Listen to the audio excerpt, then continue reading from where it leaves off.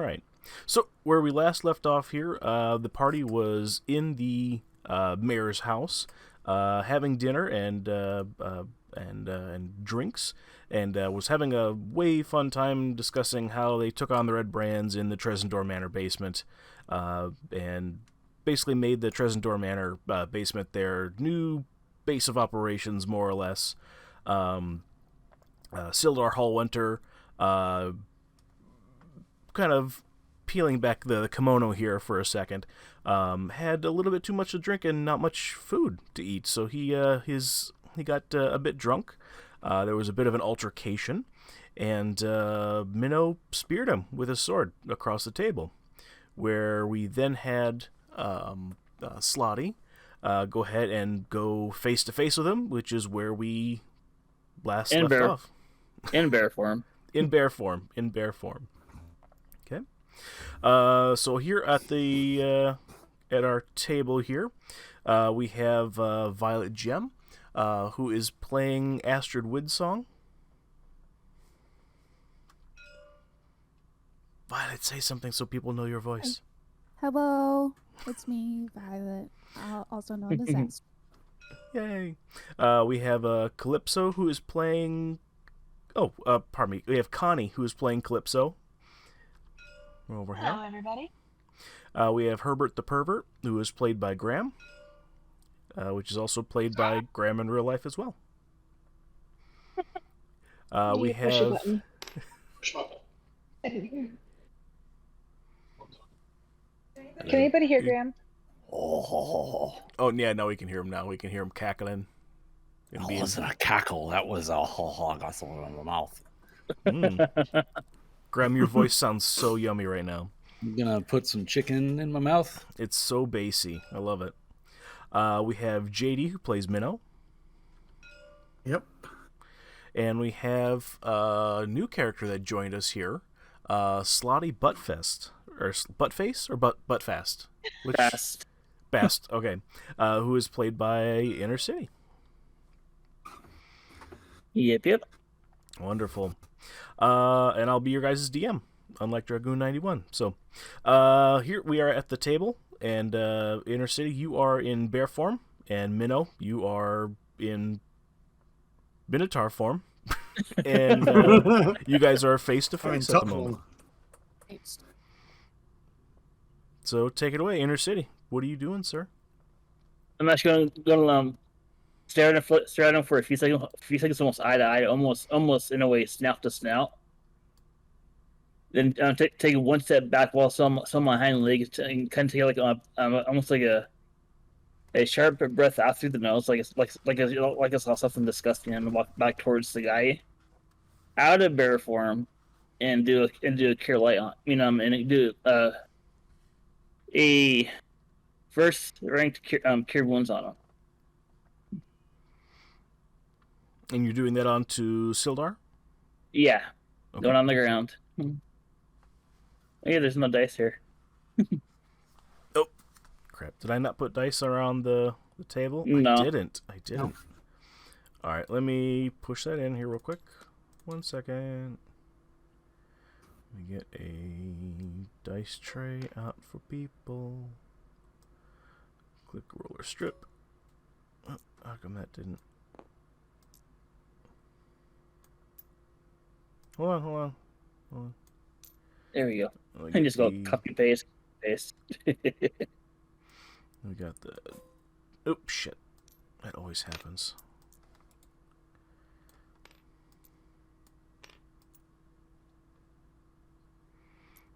Yeah, we're gonna have to... We'll share for the time being.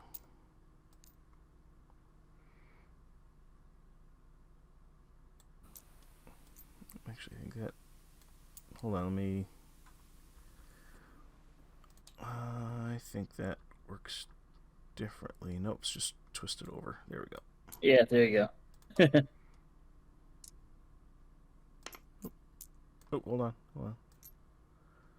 There we go. We'll put it on this side so it all falls in the tray. So, all right, everybody's going to have to share. Yep, so D8 plus 3. Well, he's conscious, so he get healed for 4. Okay. Sildar Hallwinter, you see his eyes open just slightly, and you hear this kind of exasperated moo. I'll bend over. It's like, I wouldn't do that. That's how you got speared.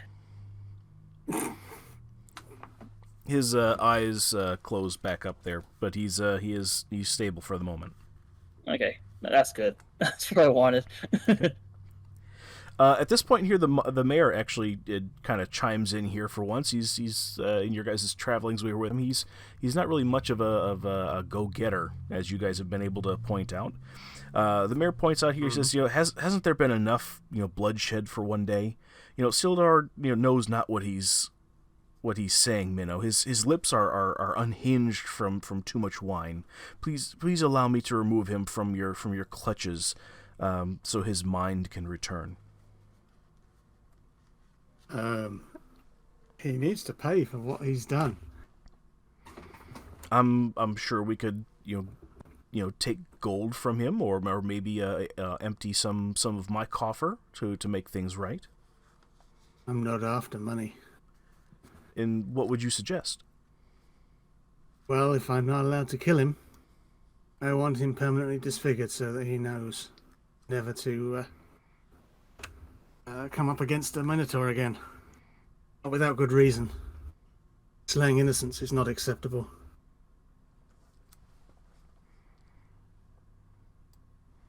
So what do you suggest? I can't stop you.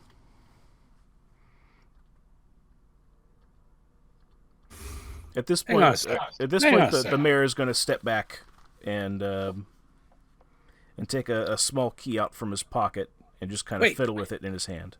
Wait. Herbert the pervert stops. Everybody in the room raises his hands up and goes, whoa. Where are we? Why are we here? And who is that guy telling us with the key? And why is that guy mooing? What happened to me? I feel so out of place. What did I drink?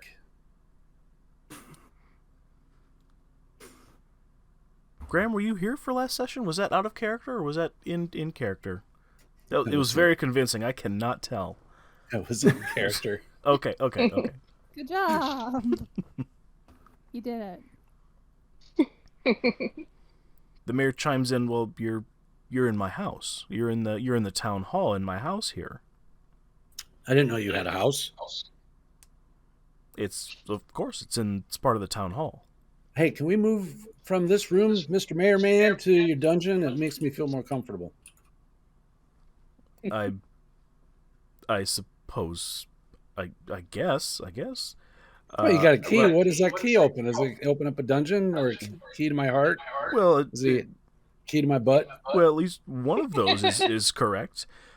This is actually the one key that opens up the cells in the basement.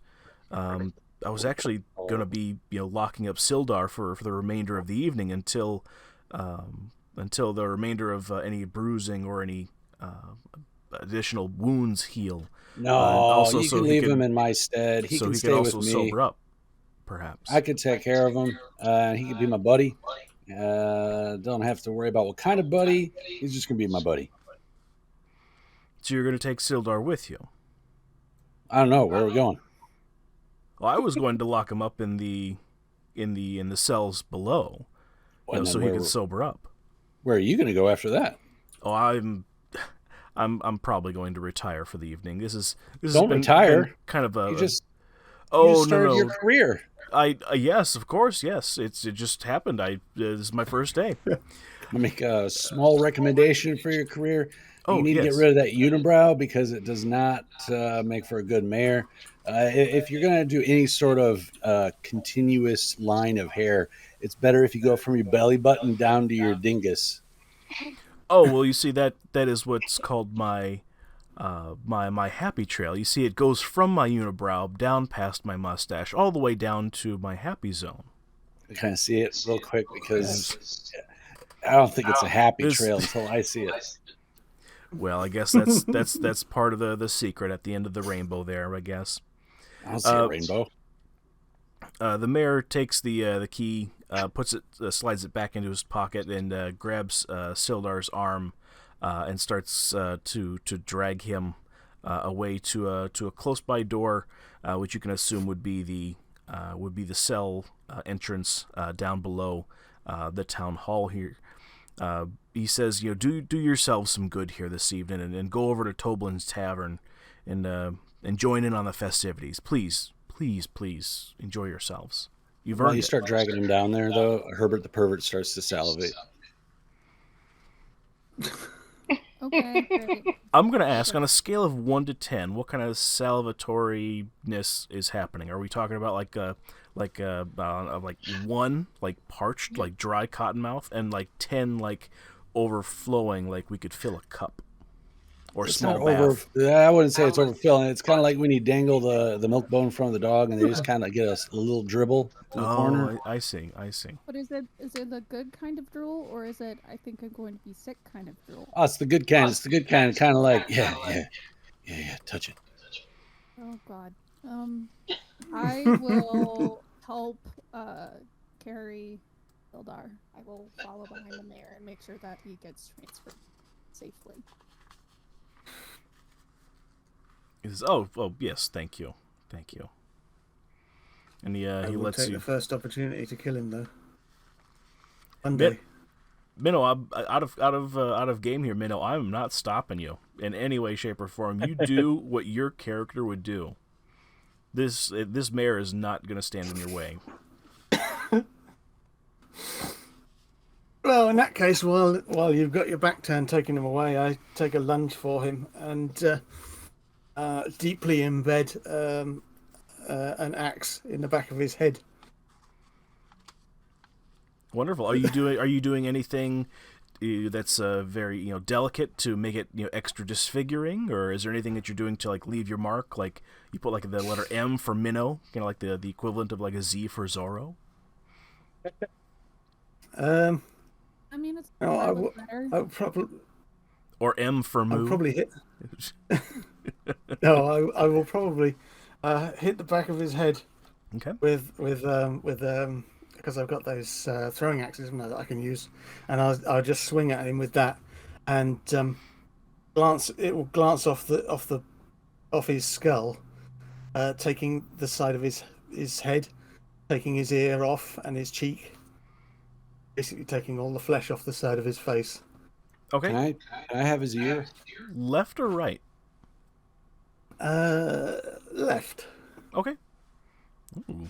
So you gave him the old Van Gogh. I like it. Yeah. Alrighty. So that happens. Was anybody doing anything? Yeah, Herbert the pervert wants to put the ear in his velvet bag with the testicles and the penis. You do so. Please add an ear and a cheek to your inventory. I think by the end of this campaign, Graham, I think probably you're going to be able to like create a new character with all the pieces that you've gathered. I think is probably going to be the most He's very appropriate thing. Frankenstein. Don't Flesh give it to attribute. the necromancer dude that has all the zombies. Don't give it to him, please. Right? Out of game, That's don't an give it idea. to him. Just That comes sucks. up with handfuls of flesh. Can you do something with this? Yeah. Be like what is her name? Sally from Nightmare Before Christmas. Oh yeah. Yeah. She just falls apart. It's fine. What Minnow would also like to do before anyone else has the opportunity is he's going to take his healing potion and pour it over Sildar's face so that the flesh basically doesn't go festered and it doesn't kill him. And because he's then been healed before the flesh can be returned, it cannot be repaired. So It's just essentially, healed as is. so it Yeah, so effectively it what's the word? It sizzles it, cauterizes it before the healing can take place. Yeah, so no one can like restore the flesh. It's basically no, you're already healed. What's the problem? So he's permanently without an ear and the flesh off his left cheek. So he has like bare bones showing, but it's not going to kill him, and it's not going to cause him any future problems, except maybe Oh, he might get a chill on it. He's not going to win any beauty Chilling his contests bones. anytime soon. That's for damn Yeah. sure. Of game, Yep. is he going to turn into Two-Face? Pretty much. Okay. We may Pretty never much know. we're going that way, yeah. Oh no. That with the tremendous forest fire from episode 1. We're in for a treat. There are plans. I I forget nothing. I forget absolutely nothing. They make I me tell you what, nervous. there has been things that you guys have said in session 1 that I have written down and I have waiting to go and are in the story, and I hope you guys took notes because you're going to need to rely on them. Any hoodles. So Yeah, that's fine. That fire's still spreading. Well, then I'm screwed. Okay, so I think outside of this session, we should set up a study session to review all of the, like a view party of such to make sure that everything's I think That's a good at idea. this point it'd probably take well over a day with all the video. And Yeah. hoodles. Definitely. You So can just watch it at 1.5 speed. It's fine. oh, there you go. So we all sound like chipmunks. So Violet, I you like it. Astrid, you help Sildar down into the cells here.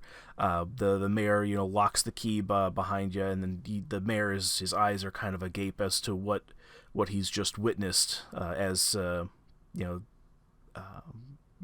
Minnow has just done to the left side of his face there. You guys come back upstairs. He says he reminds you guys again there. Please, you guys have done far too much for our town that we could ever ask for.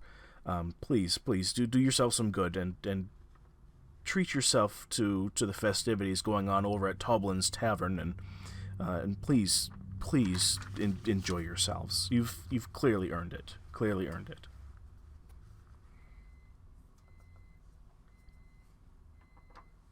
So what do you guys want to do? I think I'm gonna go take a walk outside and get some fresh air. Yes. Because my cheeks are flushed from alcohol and extenuous activities of helping with Sildar. Yes. He's not small. Yes, he's a big beefy boy.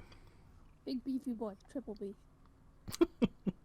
Like the Better Business Bureau. Yeah. Wow. USDA certified ground beef Sildar. Oh god. That's- That needs to be on a t-shirt. Like honestly, that needs to be on a t-shirt. It'll be great. Alrighty, so everybody knows where the Town Master's Hall is Yes. in town? Yes. Okay. Alrighty, so everybody is out. Violet goes outside here. Violet, it's a cool evening here in the fall here. The leaves are changing around you here. The air smells almost sweet with the changing leaves there. Are you able to load in, Violet? When I changed, it says, "Oh, it's still loading for you." I can. Yep. Okay. I am Just at slowly. 30%. Yeah. Yes. Yeah, I can see your. Oddly enough, I can actually see the percentage of your load. Yeah. No That's a comment. high thing. This. Oh, Goodness No. gracious. no. I don't want to see percentage of anyone's low. Sorry. Well, that sounds like a you problem. Oh my goodness. Load again. It is or it is not. It is. Oh, wonderful. Good. Alrighty. So Violet, you're outside here. Are you doing anything else other than just maybe taking a quick stroll? I'm just walking around, observing the environment, just taking some time away to process and Okay. calm down a little bit. Alrighty. Because even though I am a fighter, I am not the most effective fighter. So every now and then I still get a little queasy. Can handle the seas and water just fine, but when it comes to having a friendly face being affected or being wounded, it affects my character. Gotcha. Understood. Duly noted for later. Yeah. Yes. Welcome to the Yay, Flesh Palace and Emporium. Yeah. Oh, wow. Here's your complimentary bucket of blood. Yes. It's gonna be like the the hand gloves, like the gloves made out of actual hands, like Ed Gein. Oh no. Oh. Yeah. Well, I'm gonna write this down for later because Damn it. we got to do something now. Why What's- do I have so much knowledge base about serial killers? Oh my goodness. Uh-oh, I gotta disconnect from server. What are you talking? I am the server. That's weird. Give it a second. Something decided to crash. Give me a second.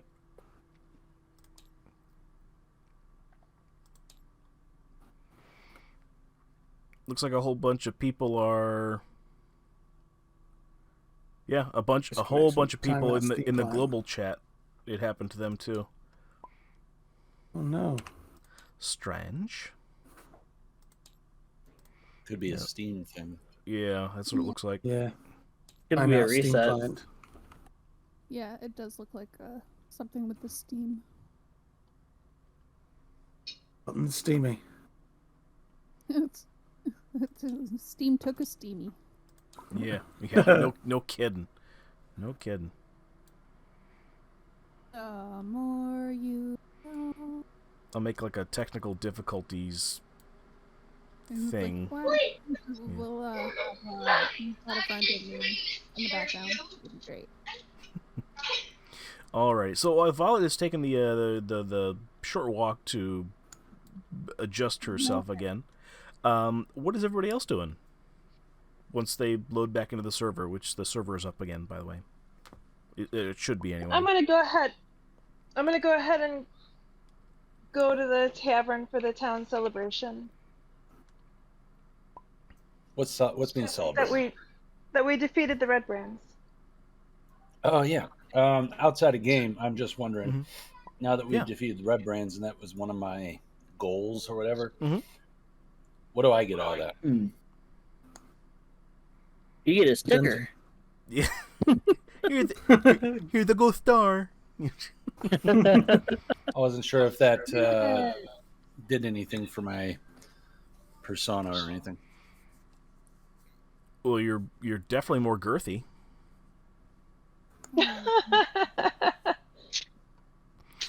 You know what, Graham, I will need to review that with you. Let's for the moment, let's call it hasn't been unlocked yet. / DM didn't write anything specifically around that. Oh, that's okay. That's okay. Sidebar. Because I haven't really looked at your character sheet since I handed it to you.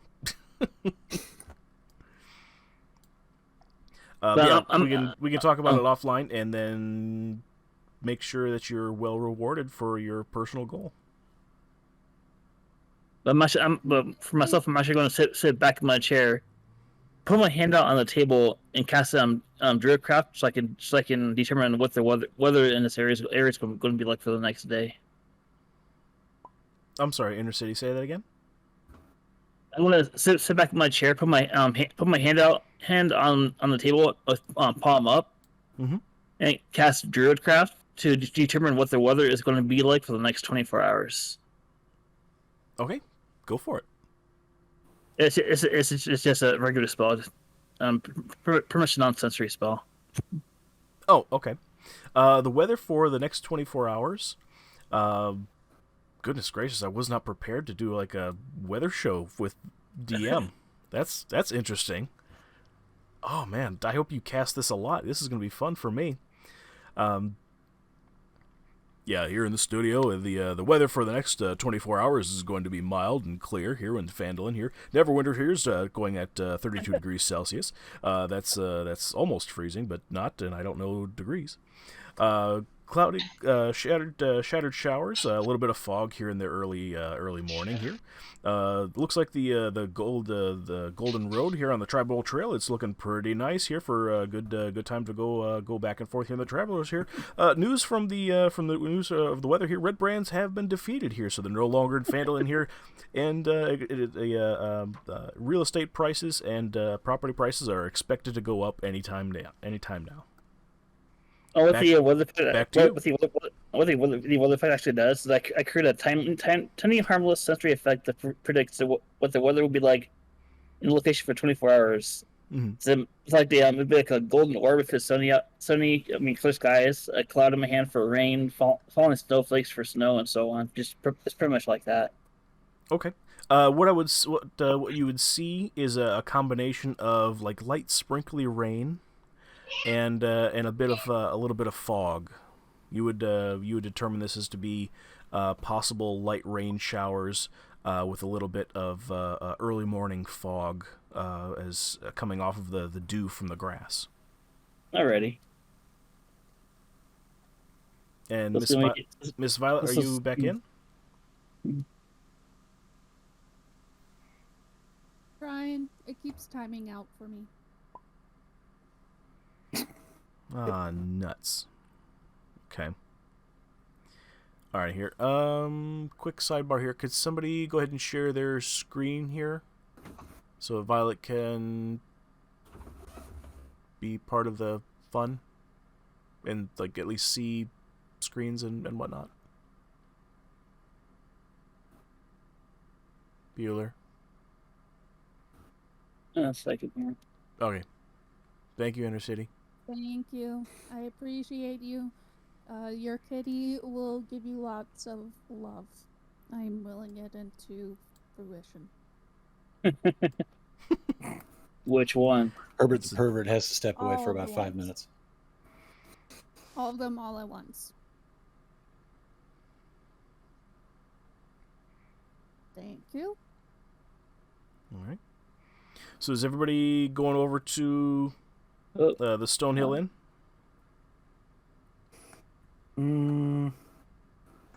Minnow's not in the mood for drinking. Okay. He's a little bit grumpy. He's Well, going to have a look around. Maybe around the village. he wants to turn that frown upside down. He's Fair going to enough. look around the village, and he's looking at actually what's that abandoned property over on the far left side? The one. Yeah, that one. Oh yes. What's that doing? That is an old remnant of basically an old grain silo that used to be in Phandalin here in one of its better days here before Phandalin was attacked by orcs and goblins of the like here 400 500 years ago here. It's the only remaining structure of significance that it's smaller size than Tresendor Manor. But was built stable enough that it's in a little bit of a disarray, but is still partially salvageable. Just nobody's really taken ownership of it to restore it back and bring it back to its former glory as a grain silo and distribution center. Well, then Minnow wants to claim it, and he's going to set it up as a Thunderforce training guild Ooh. Wonderful. to train I like train the that. little children. I like that a lot. And it's like a fighting training guild. Okay. So the Thunderforce can come along with their swords and they can fight him, and he's gonna take a lot of injuries from them, but he can rage to reduce that, and he's gonna give them a few bruises, but he's not going to attack them with anything other than blunt weapons, whereas they will come at him with real weapons to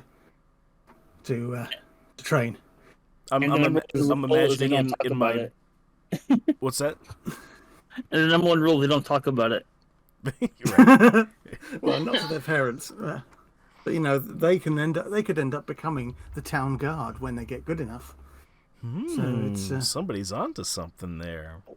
Yeah. So, Minnow, I'm kind of imagining here like a over couple of weeks here, because it won't be necessarily instant, but I'm kind of imagining in my mind like a movie-esque type montage of you showing kids how to like use tools, and some comedic things where like a kid is trying to like saw some of the planks and stuff like that in two here, but sitting on the outer edge and falling off, but you catching him at the last moment, and both sharing a laugh.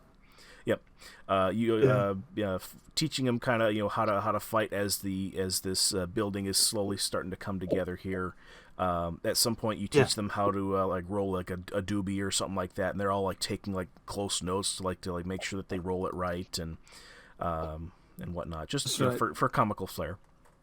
Fight training while building as a combination learning skill. Yeah. So essentially a parkour course. Well, pretty much, but they can then feel that they have a part of the building as well, because they've helped to renovate it, as well as learning their fight training. So it's all a bit more community spirited, and it gives back to the town that has lost so much, kind of thing. Okay, perfect. Minnow, we'll just for like development wise, I'd love to fully flush this out with you. And what I would ask is that we get together offline and like fully flush this out, and find out like how you totally envision things, ham it up, make things awesome, so we can make it yours. Fair enough. Mm-hmm. Yep, it's just something I can do during downtime between missions. Yep, perfect. And you can give the kids instructions like, okay, next week I want you to work on this. Make sure to remember don't use the nail with the hammers and not on your fingers. Okay. Yep. Don't headbutt the nails in. Use the hammer. Yes.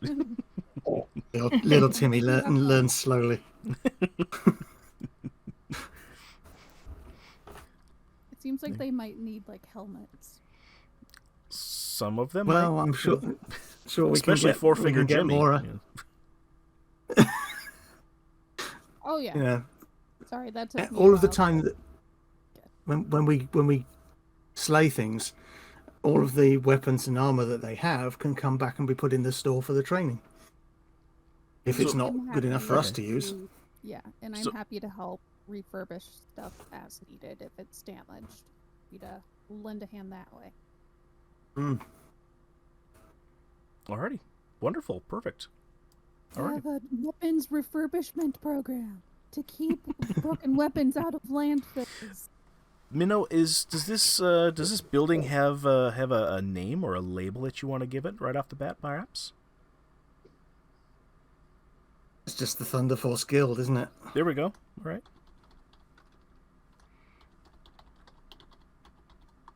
I haven't actually looked at the proper Phandalin maps to see what it truly is, but it's just I saw it and I thought, oh, now, especially if property prices are going to rise around here, it's a good investment to get every abandoned get it on the bottom property. floor. There you go. Exactly.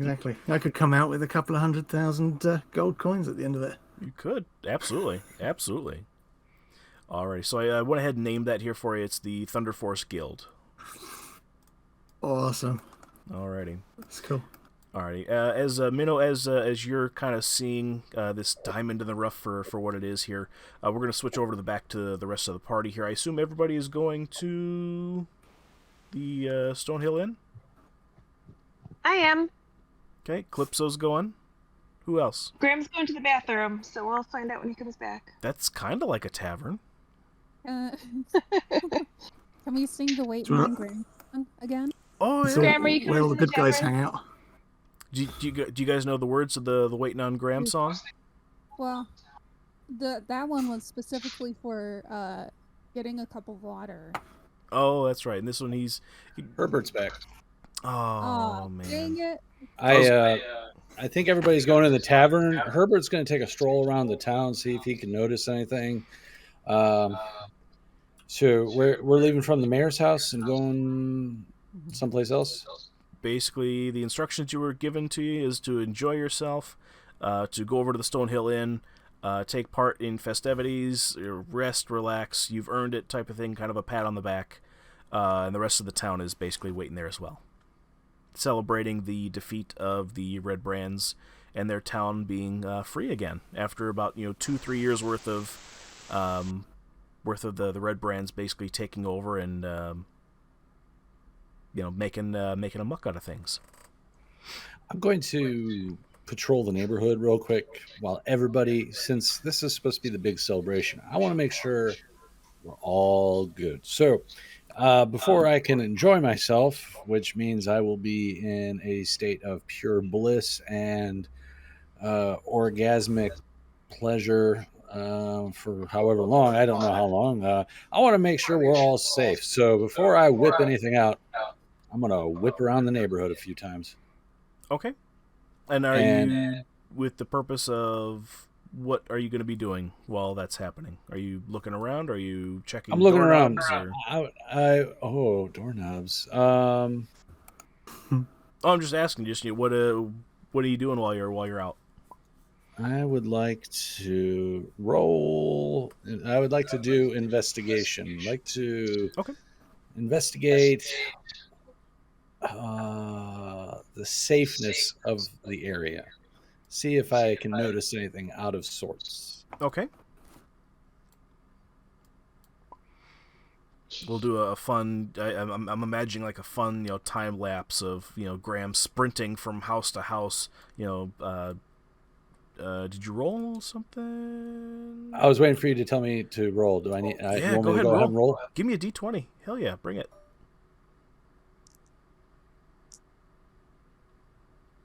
Okay, so if it's investigation, I have a +0, so it's just a 16. Okay.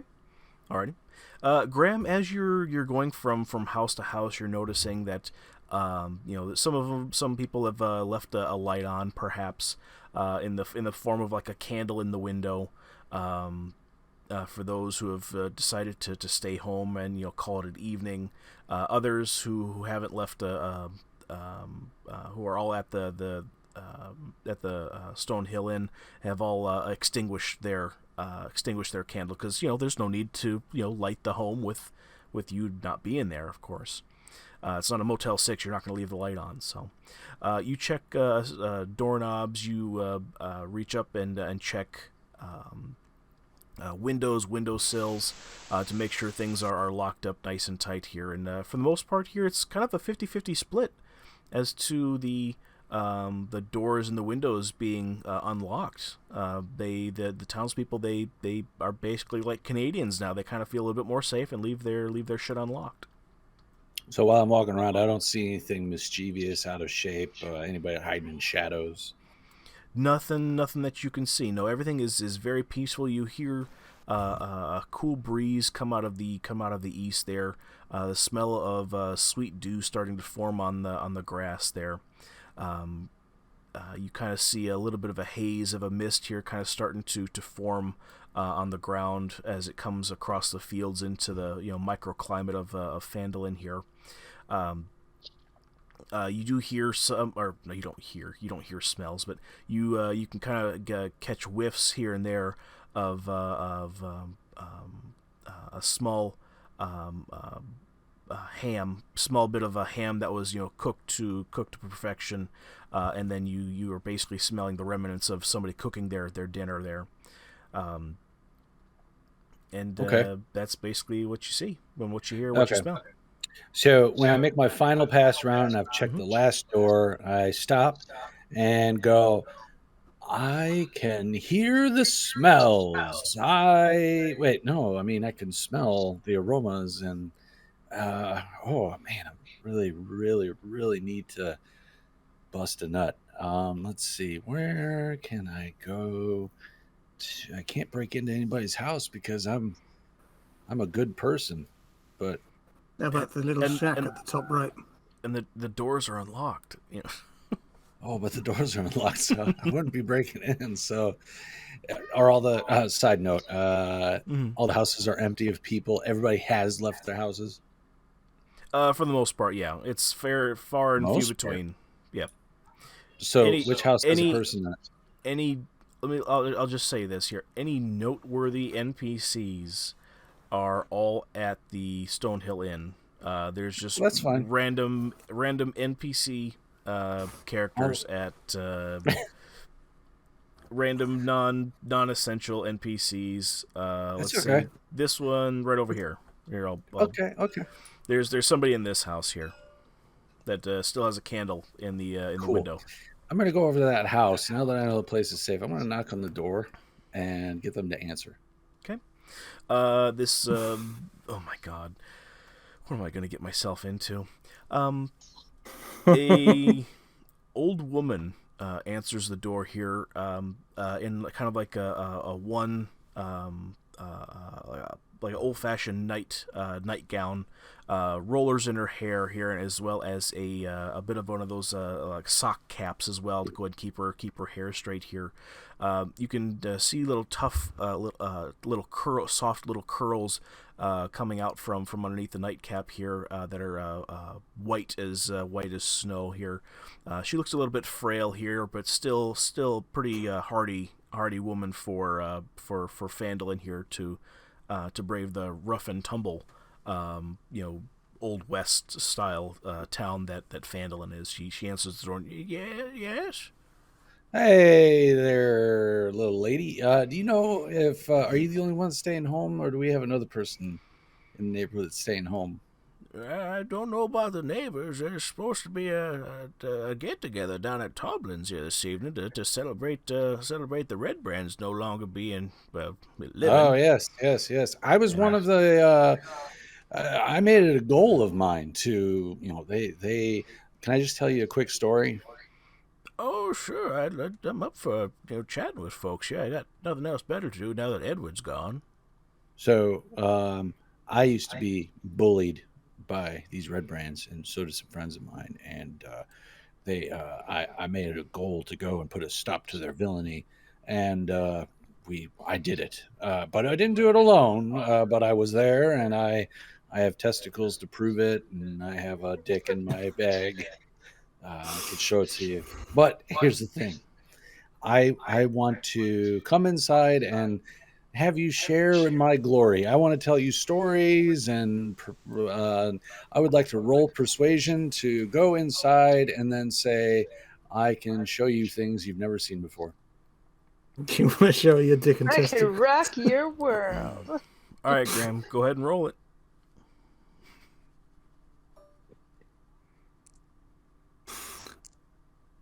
Oh, that's a 2. Okay, so I rolled a 2, which means my ego slowly deflates, and I hunch over. Okay, with the 2 here, she kind of frailly comes over a little bit closer and closer to you there, and kind of bends down since she's human's height there, and kind of pats you on the head there ever so gently, like you're almost like a small child, and she says, Game recognizes game, but you, of course, have none. I hope you have a good night. Thanks. I'm gonna go. I'm gonna go find another house with a person in it.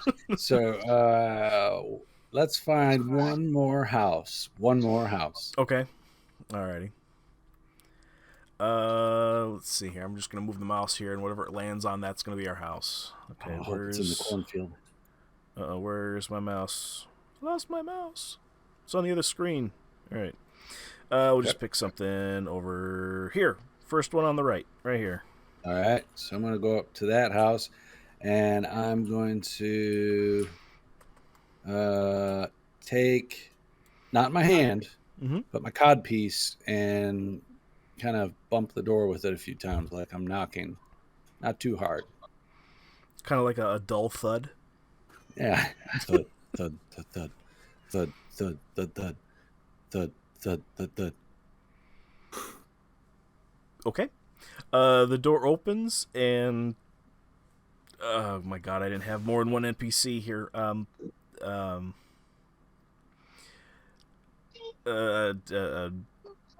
younger man answers the door this time here, and he says, "Yes, it's a bit late. What can I do for you?" Hello, young man. I have cock and balls in my bag here. I want to show you them, and I have a story that will knock your socks off as to how I got them. I'm one of the heroes that slayed the Red Brands, and I would like you to bask in the glory with me as I. You slayed them all yourself? Oh goodness, you must Yeah. be tired. Here, come in. Here, let me Oh, let me sweet. let me prepare you some tea. Oh, I want more than tea. Let me just hang on. I'm going to grab the guy by the waist, and I'm going to whisper in his ear to let me unravel his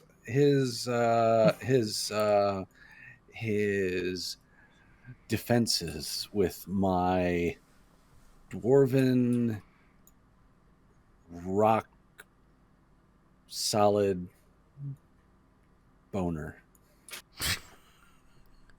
Just cutting right to it. All right. You see, just a side note here. I can always tell what kind of week Graham has had by how raunchy he gets during these sessions, and I absolutely love it. It's because it lets me check in on him and make sure that he's okay. And Graham, you rolled a 14. Yeah, I forgot to tell you that my persuasion gets a +1, so it's a 15. Wonderful. With a 15, he says like, "Well, you come on strong, but I respect that. Somebody who cuts right to the point. Yes, come on in. Maybe we can prepare something a little bit stronger here." And he pulls out a bottle of wine from an old dusty cabinet with a little bit of dust on the bottle as well, and then cracks it open, pours a not necessarily a wine glass, but pours a modest amount into a wooden cup. All right, well, let's make this quick because I got to make my way back to the main town thing there. So why don't you get to work down there, and I'll open up this velvety bag and show you my goodies. Alrighty. So at this point here, just so that I don't break any type of terms of service, because for Twitch here, I'm going to say that adult things happen, and the camera pans to an open window with blowing curtains, kind of in the wind. It's very soft and sensual, and you kind of hear like soft jazz in the background. And Can I add something to the noises that are heard? I think what is heard is down the street. Mm-hmm. And if someone were by the door of the town hall or wherever it is that people are meeting, it would be, "Woo, ride cowboy." You can definitely hear that muffled through the door. Actually, it's it's so loud, in fact, that the open couple of windows to let in a breeze here don't quite muffle it as much as it should have been. And anybody on this side of town would have been able to hear you if they were home. I like how you pronounce the part of town. You're like, town.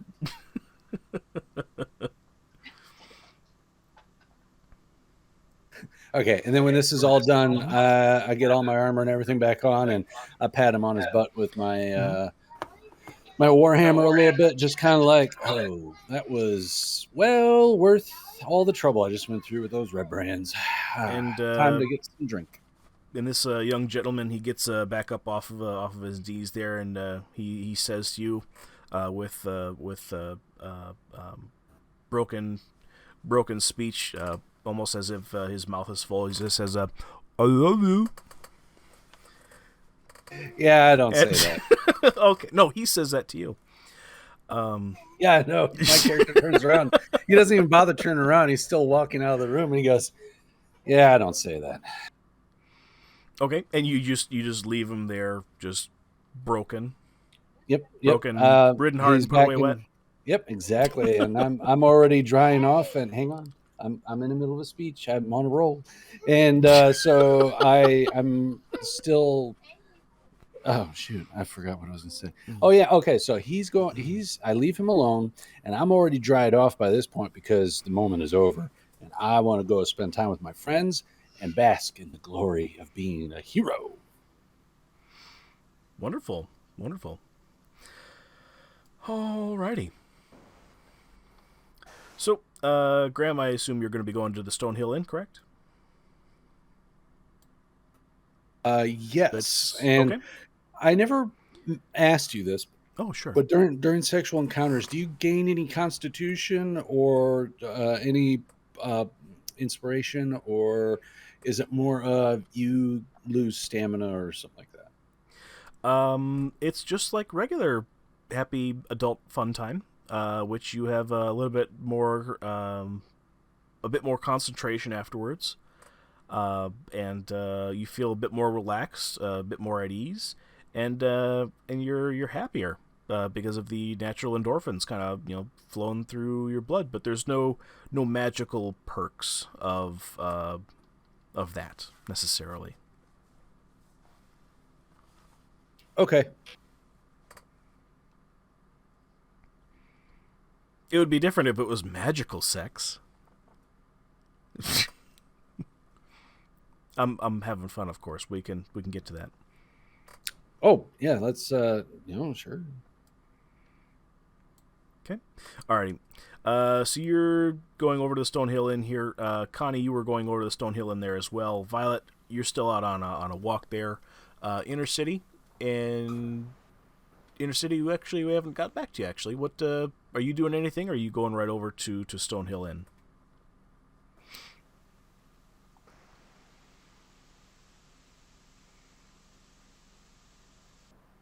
Inner City, are you still with us? Are you still with us?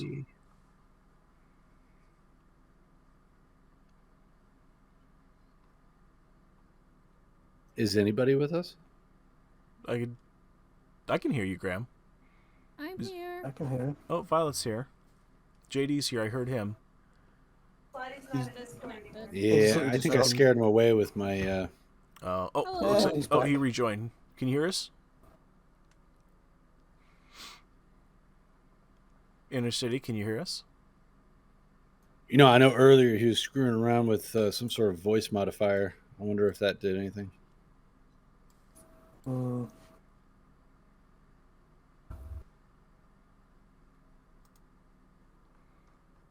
Oh, he messaged me here. Give me a second. Oh, he says, hold on. We're holding on with suspense. He says, oh, his mic is screwed up.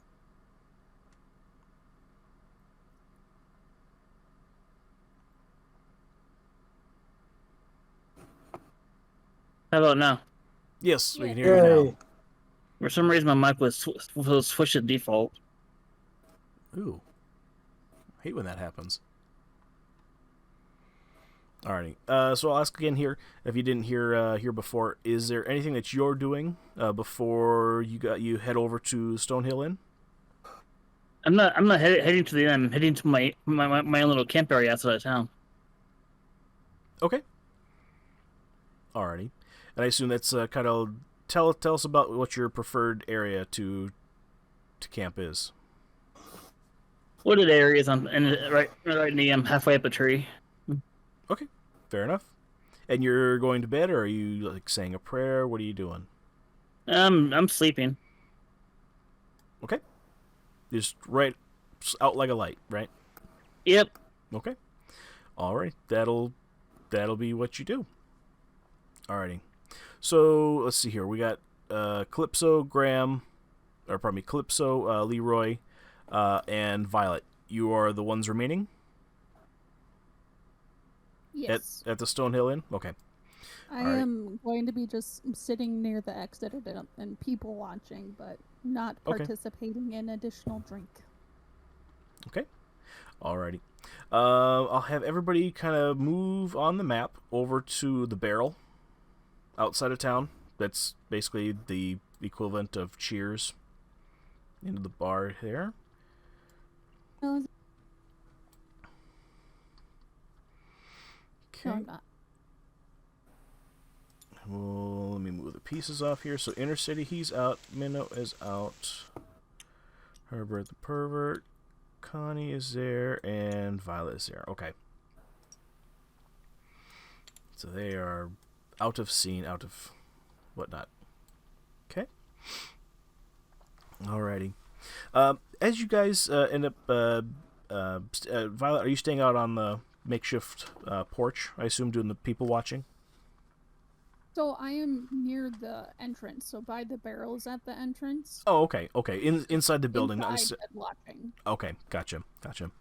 As you guys walk into the house here, as you guys walk into the Stonehill Inn here, you guys actually hear just a plethora of sound coming from the inside of the bar, right inside of the inn here, and you didn't even have to get through the front door to hear it here. You guys are able to smell sweet meads and wine that have spilled onto the floor here from people having fun here. You smell a whiff of Silverleaf in the background here. You hear laughing and chatting coming from all the different townsfolk here. You even see a couple of folks here doing some two-step dancing together here to somebody who brought an accordion to the Stonehill there. You're of course met by Toblin Stonehill, who greets you at the entrance there, and he actually looks quite a bit better than you last saw him there when he was still bruised and beaten last time here. He says, "Oh, welcome. I'm glad you guys are here and took care of the red brands, and I hope everything's going great for you. And I'm glad you guys are here. Everybody's already come here, and I've been waiting. I've been prepping all night here for this." He actually has a cup and a spoon in his hand here. He clacks them together, but he thinks it's kind of one of those occasions where he almost wishes that it was like a wine glass where you hear that ting ting ting ting. It's more just like a tap tap tap tap tap tap tap tap tap on wood. Before Toblin does whatever he's going to do, I pull him aside and I go, "Hey, come on over here real quick. The group wants to ask you a quick question. It's very important." Oh, yes. Anything for my favorite adventurers. Yes, of course. And Okay, so then, he comes in real close here to the group here. Says, "What's going on? Is everything all right, okay?" so I look over at Astrid and give her a look of like, that look of, I'm about to say something. Please agree with me. And I go, "So, has there been any movement on PayPal since we've been gone?" There is. The town is actually is loving the idea of PayPal here. They've have actually opened up an account with the missus, and we're starting to go ahead and keep tabs of who owes who what, and it's actually working out great. People are starting to run up a tab, and with the drink flowing here, so far this evening, it's been quite profitable, at least for me anyway. Okay, one of the parts of the legal disclaimer of PayPal is that we are owed 10% of whatever occurs. So fine. I want to make sure print, that we get to collect on that at some point before we leave tonight. Oh, sure. Let me with the red brand. Okay, he kind of puts his finger up in the air and kind of drawing kind of like what you would see as like numbers, trying to do some rough calculations here, and he looks over to you. He says, "Oh well, in that case, with my calculations here, carry the 2, and then that's so far." And he kind of gets closer in here. So far, we've made about 110 gold this evening. It's quite out of this world here. So that makes it about 10 gold is that 10% that you're looking for here. And he slides a small bag out of his pocket there and hands it to you. Says that should cover it there. Or would you like to pay in PayPal? I look over at Astrid and I go, "Astrid, did I do my math correctly, or did I read it correctly? Is it 10%?" 10%, but if they want to increase the amount of contacts for PayPal for the people that can receive and give money, then it's an additional 2% per additional contact. So if you want to be able to increase the pool of the people that are participating, it's an additional 2%. So if you're interested in adding more people and interested in collecting money for more people, that's the route that I would recommend. That's I never look at the fine print here. Stupid me, of course. Sure, yeah. How much would that come to then? So, given carry the 2, I would recommend an additional 3 contacts to start out. So that would be an additional 6%. Oh, I see. So about 15-16%. Yep. Okay. Correct. Okay. I could reason with that. But it's all for the benefit of all for the greater good, I guess. It's all for the greater good to help fight STDs and The greater monsters. good. Yes. Greater good. So yes, he hands you an appropriate amount of whatever that amount is. So that's going to be let's see. What did we say? 100 and what did I say? So that would be 16 gold Okay. total. Okay, so yes, he hands you 16, just a little bit more coinage out of his pocket there. And he says, "Yeah, I look forward to doing more business with you, as long as you protect us and keep any future ragamuffins coming to town to take what's not theirs."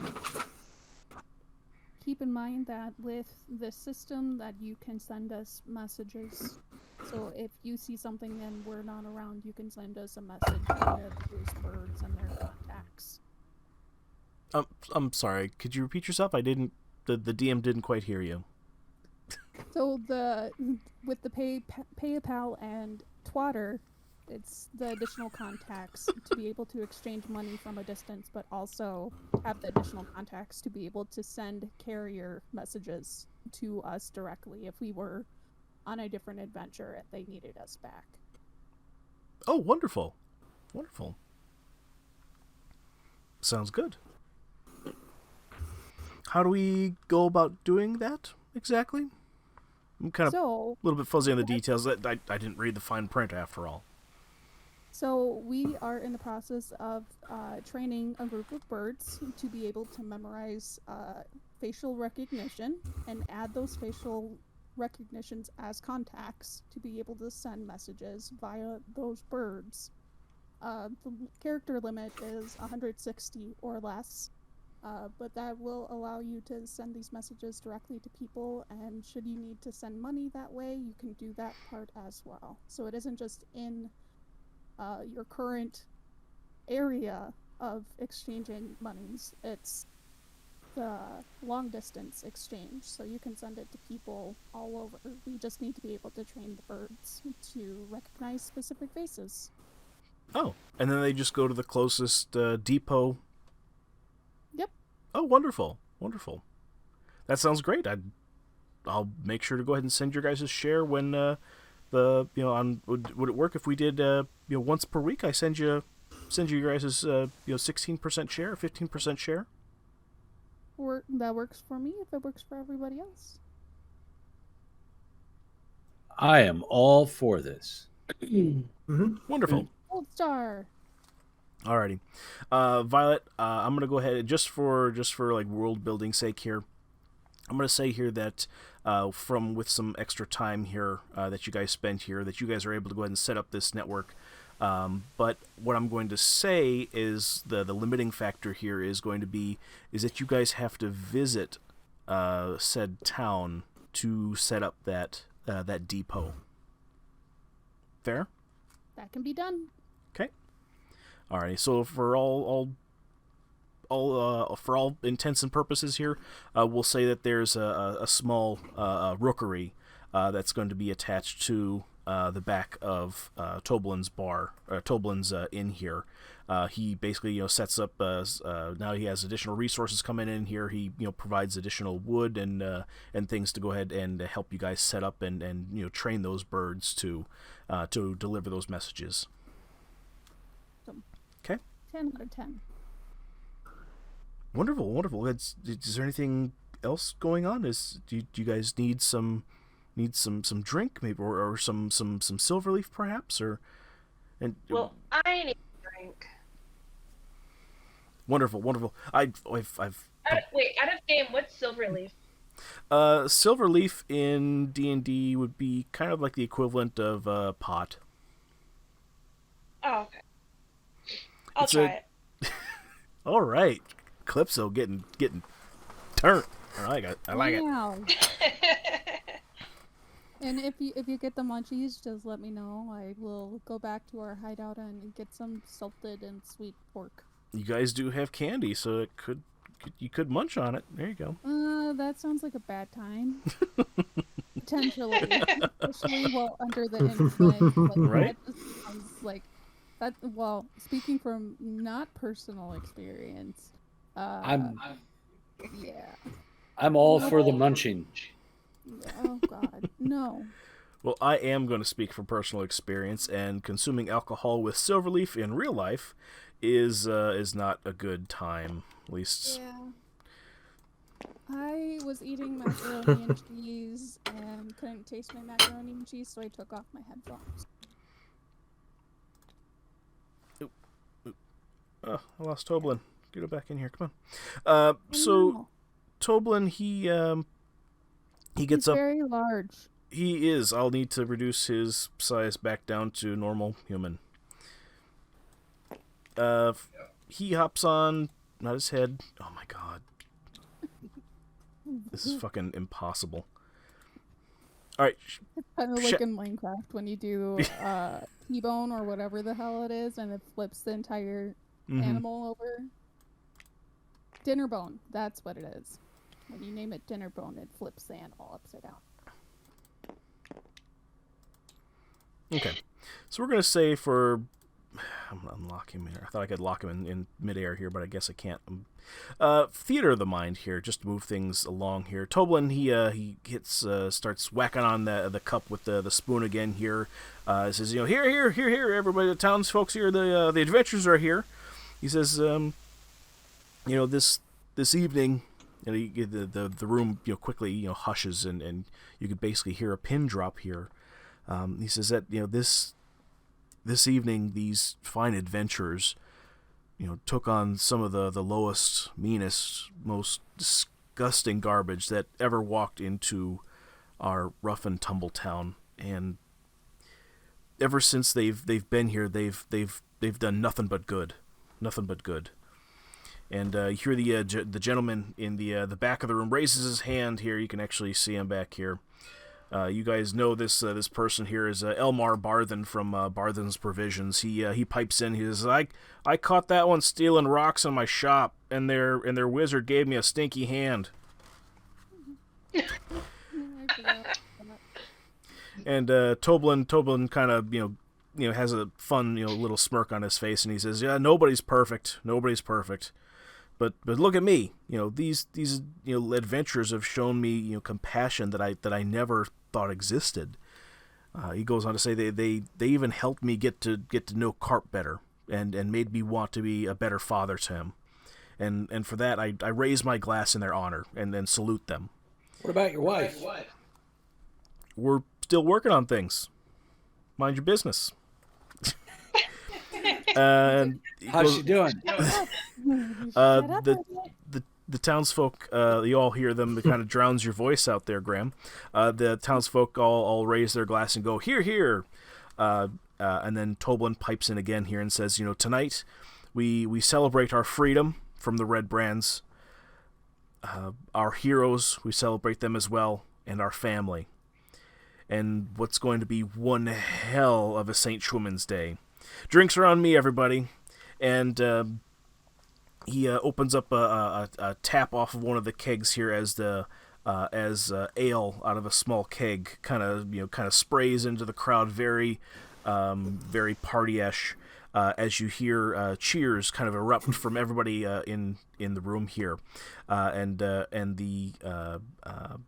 you start basically hearing tavern music here. Somebody starts playing a piano that's not in the model here. You hear somebody continue dancing even harder than they were before here to an accordion. And playing Piano Man? They are. It's. I'm not even joking. I actually have that written on my page. I'd like to hear some Nine Inch Nails. We need to stop thinking on the same This- wave. It's gonna get us in trouble. Can you play some Closer?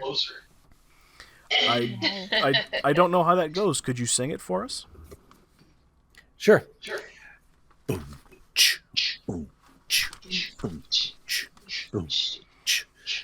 I wanna fuck you like an animal. I wanna. No. Can't say I've I heard that song wanna before. Could you feel continue you singing from it? Maybe I'll remember it when it gets to the chorus. Oh my god. Oh. Okay, I need a drink. I wanna feel you from the inside. I wanna fuck you like an animal. Your whole existence is My whole existence is flawed. yeah, make up words.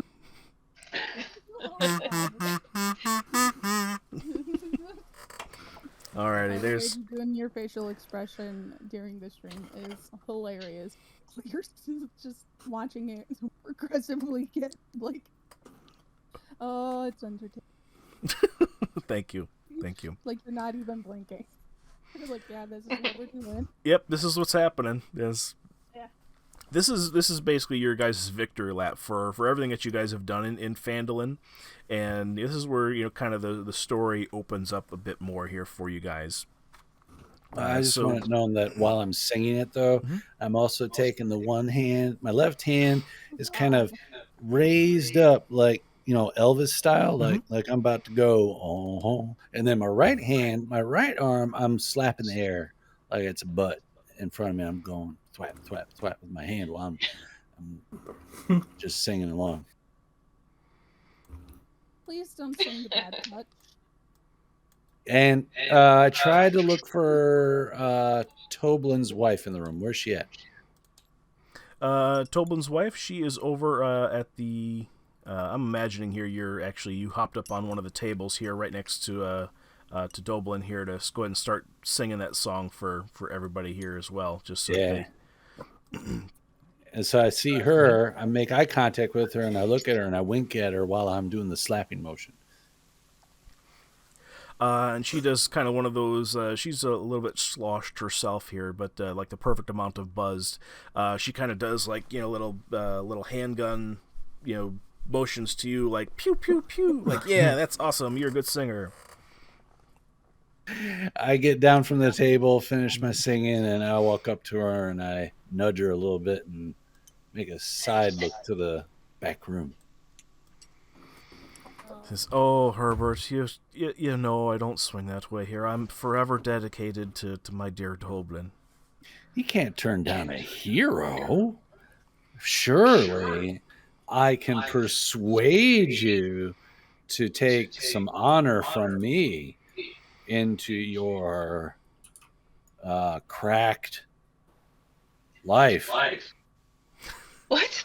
Wait, is it kind of like that whole gold thing that you together broken pottery with gold? Let me show you my glue gun. Roll a persuasion. Do you have a cracked face? I got a glue gun I can whip out and. Oh my god. No. This is painful. I got a 9. Okay. She kind of gives you kind of a awkward smile there, and she says, "Oh, honey, there's only one key that fits into my lock here, and that key belongs to Toblin." But it's not a key; it's a glue gun, and it's got extra hold. No. It's like Gorilla Glue. Oh. What's Gorilla Glue? Can I show you? How about you tell me about it? You got to see it in order to understand. If you just come back in the room, I promise I won't touch you. I'll show you. I'll just show you. Honest Indian? Yeah, I'm not going to touch you. All right, pinky swear. Okay, it's the highest. It's the highest form of honor and promise that could be bestowed upon two individuals. I pinky promise that I'm not going to touch you. She holds out her pinky, and your two pinkies just perfectly fit together. Well, no, I mean, we're not in the back room yet. So I go, we're going to pinky promise here, which means I have to touch her pinky. And then once we go in the back room, I promise I won't touch her. I'm just going to show her the glue gun. Okay. So the pinky swear has been initiated, the highest form of promise in the land, which is now canon, by the way. And then she goes ahead and with the pinky basically leading you into the back room, says, "All right, let's see it. Whip out that glue gun of yours." Okay. I close the door, and can I try to do a stealth roll for the latch on the door, just to make sure she can't bolt? That Go ahead and roll sounds for like it. could be frowned upon. Frowned upon. Oh, it's a 3. Okay. Okay. So I stumble with the lock. Okay. She sees this and instantly has a scowl on her face, Graham. Oh, now wait a minute. I said I wouldn't touch you. I was just trying to make sure that we weren't bothered while I showed you it. I'm listening. Okay, so what I'm trying to do now is just make sure that nobody opens up the door. You can leave. I'm sure you know how to open this lock just fine. This is the deadbolt, so nobody can come in. You know, it seems pretty fishy what you're doing, and this is a time to be celebrating and then having fun. Okay, yes. She pulls out a wine bottle from behind her, and almost reaches out with the bottle exposed in front of you, sir. Says, "Why don't you enjoy yourself here with the rest of my patrons, and maybe tonight enjoy yourself in excess, and maybe you'll get turnt." Okay, well, let me show you the glue gun. Hold on. Now, Graham, when she says this, when she finishes this phrase here, she says, "What happens is that this wine bottle, it erupts with a geyser of wine 2 feet wide and pushes you back approximately what would be the equivalent of 15 feet back. And it does 2d6 damage to you." My goodness. Wow. I like her. I like her a lot. And I shit you not, this is I actually literally wrote this particular item into the game.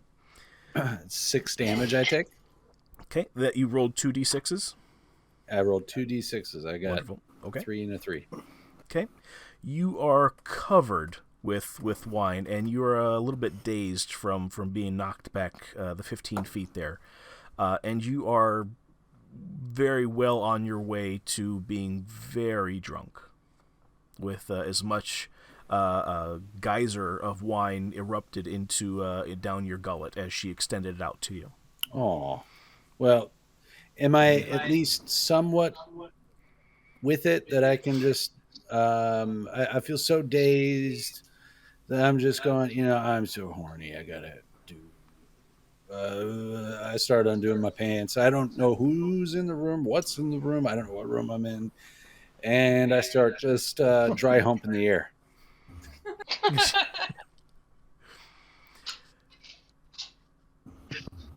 Where you would normally hear a dull thud, you hear nothing because it's air. And she basically, Trelina Stonehill, she basically says, "Well, I'll leave you to it, and do enjoy yourself." Oh, thanks. evening. I tell your husband I said hi. I'll make sure to pass on the word. And she leaves you in the hallway there, or in the I'm basically gonna say it's over here. I would imagine is like a kitchen area type of. Okay, all right. Then Okay. in my drunken stupor, what I wind up doing is I find something that is big enough for me to actually hump, and I start going to town on it. You find a novelty Neck of a wine size ball. spatula with some holes in it that are of a sufficient size that they use on the hamburgers, and you make it your friend. Nice.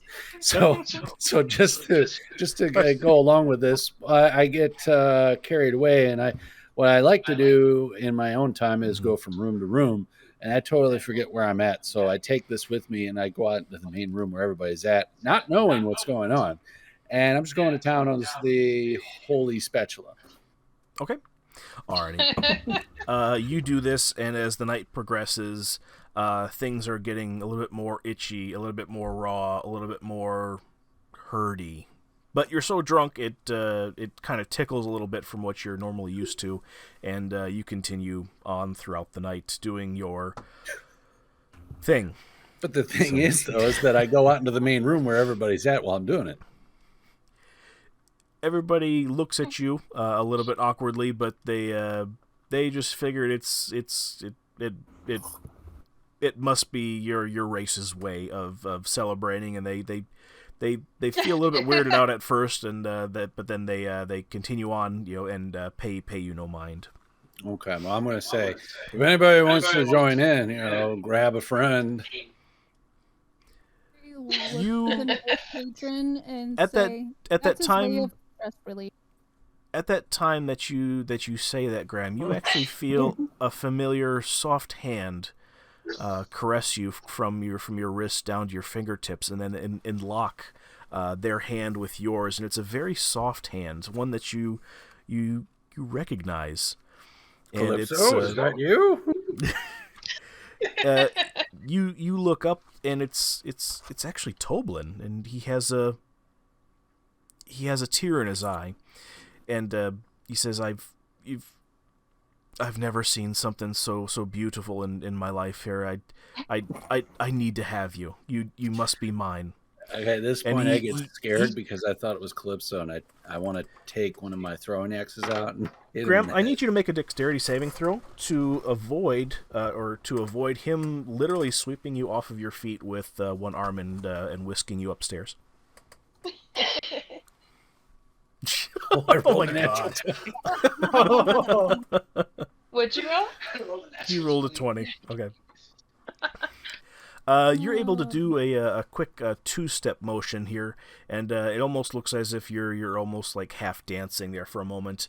But he still has a grip on your hands, where your hand is entwined with his. Here it says, "Don't you want me anymore?" Or I'm gonna take my one of my throwing axes and try to chop his hand off.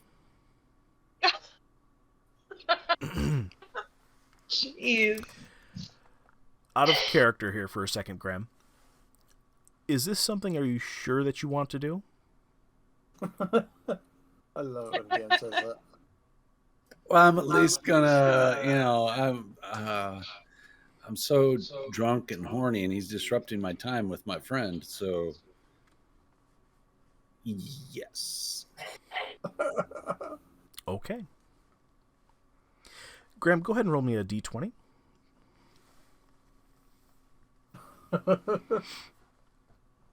That's a. Let me see. Okay. Give me a second. That's an 11. Okay.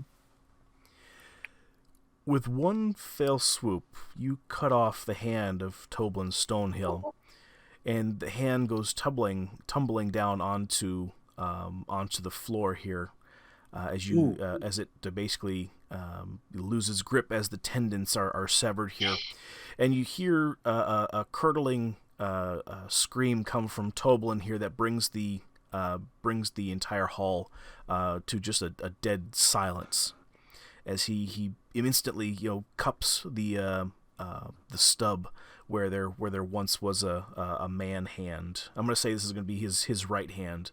Okay. I'm gonna pick up his hand and put it into my velvet bag. Okay. This is not what you call a hand job. That's awesome. Thanks, Minnow. I'm going to admit I wasn't quite prepared for this type of thing to happen. Anyway, Oops. at this point, Graham, as everybody turns around to see what is happening here, they see the Toblin sitting there with the cupped hand over the stump, yelling and screaming, "What have you done? What have you done? Oh my God! You cut off my hand! I can't believe you cut off my fucking hand!" At this point,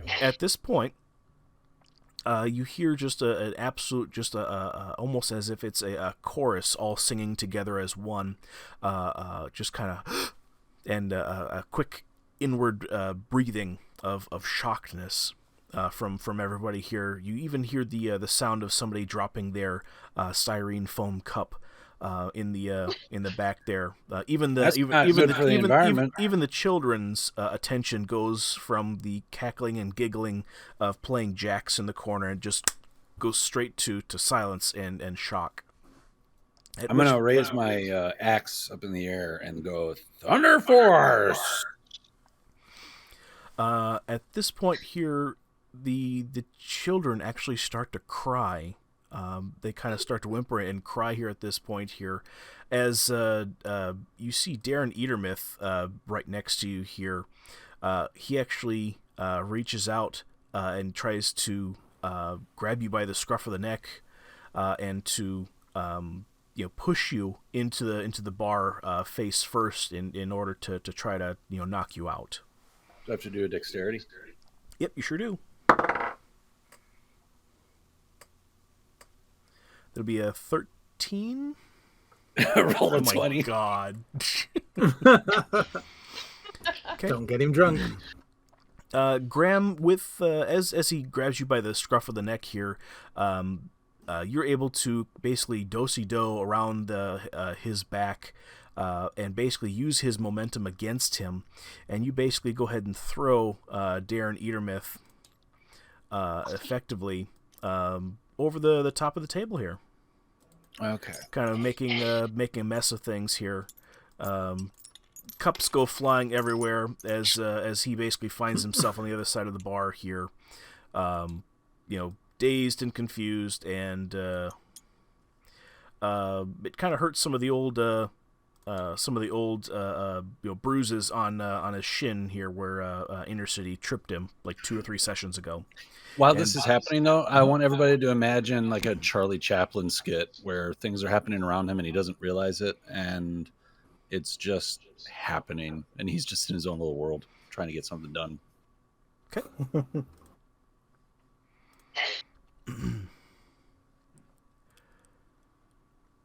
Okay, give me a second. I'm trying to figure out what the fuck is going to happen next.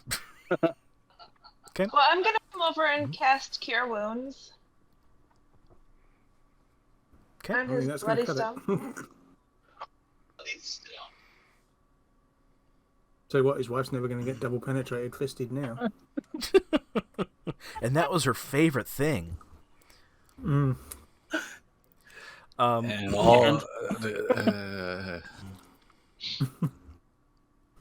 At this point, Graham, you see the townspeople's faces go from shocked to pissed, of all things, and you hear Charlena from the back of the bar.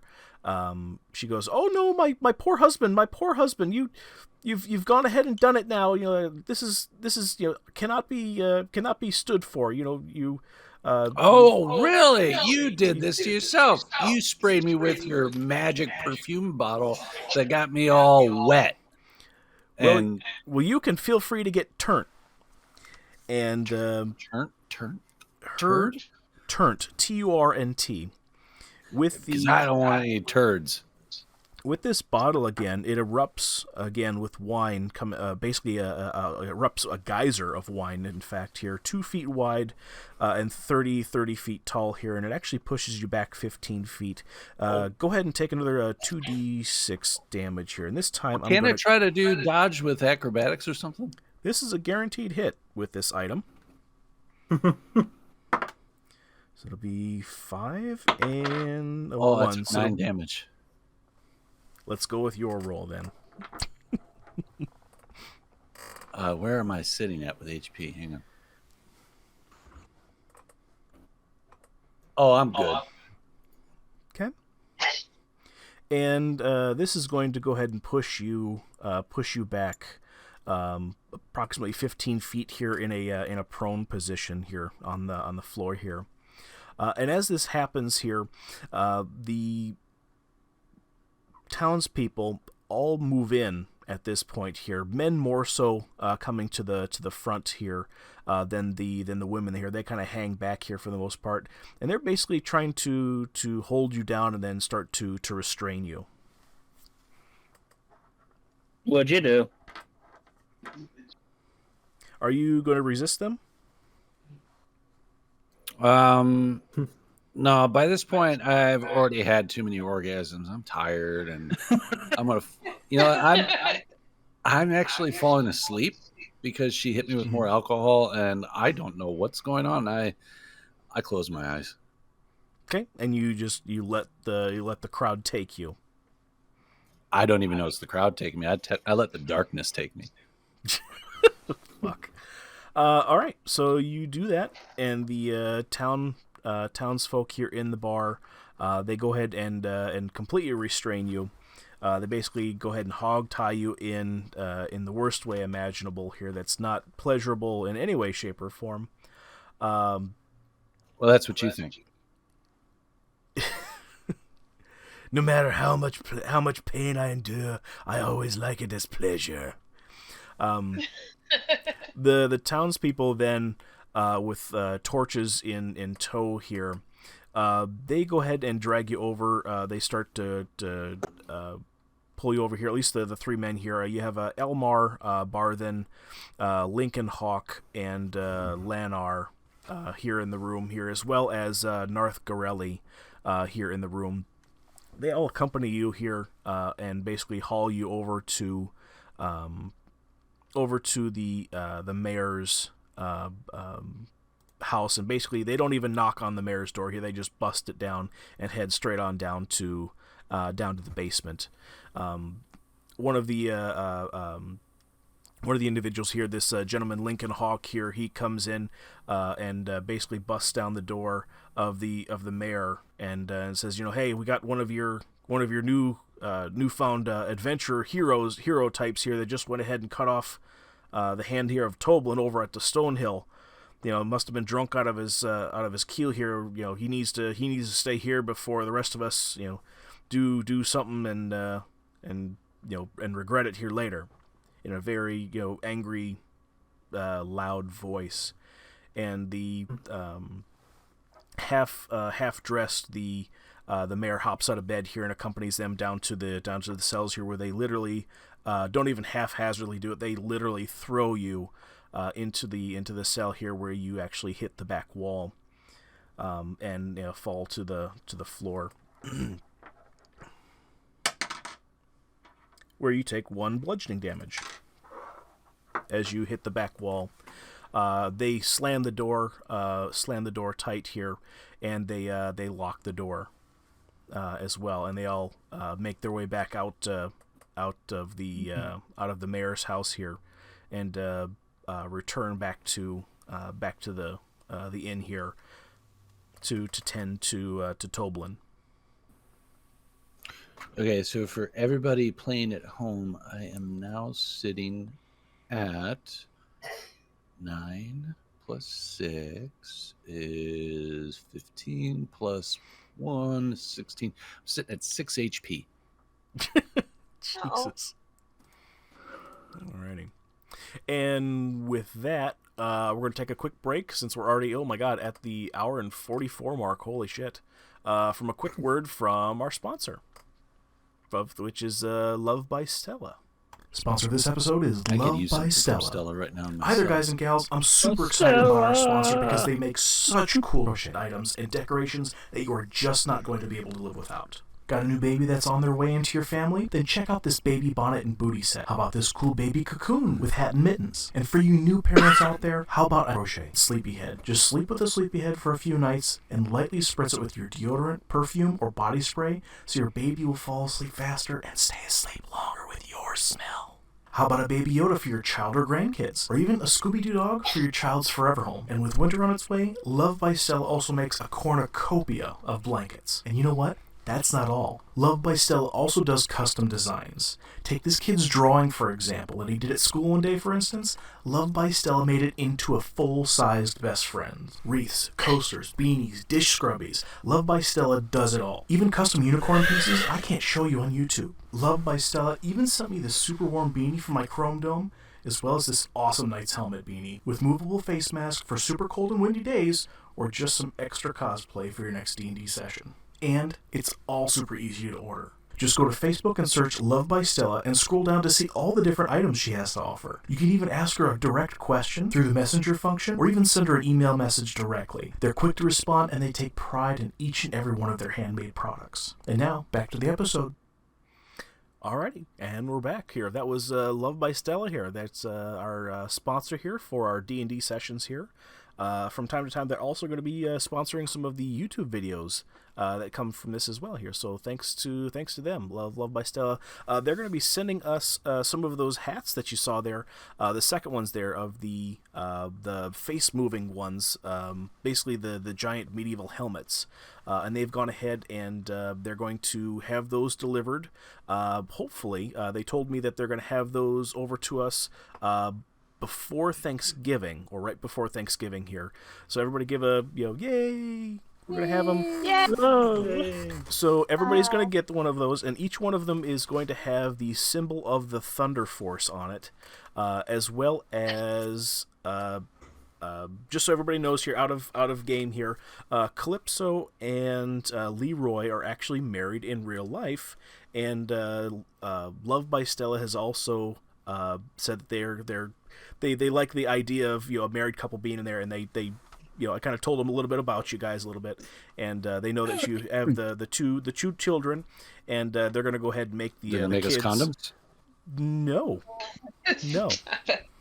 Leroy. But they're going to also go ahead and make your kids little helmets with the Thunderforce logo on it as well. So you'll have that's awesome. you'll have your own inductees into the miniature Thunderforce adventure group in training as well. So you guys can expect those by hopefully before Thanksgiving here. So we'll get your guys' Thank you, Love information by and make sure Stella. that gets sent off to you there as well. JD, I know you are abroad. So we'll go ahead and we'll work out the details and stuff like that on the offline here, and make sure we get that over to you as well. No problem. Cool. Alrighty, back to it.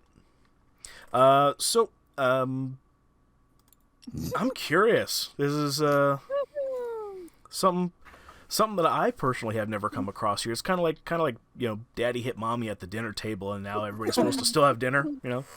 Yeah. So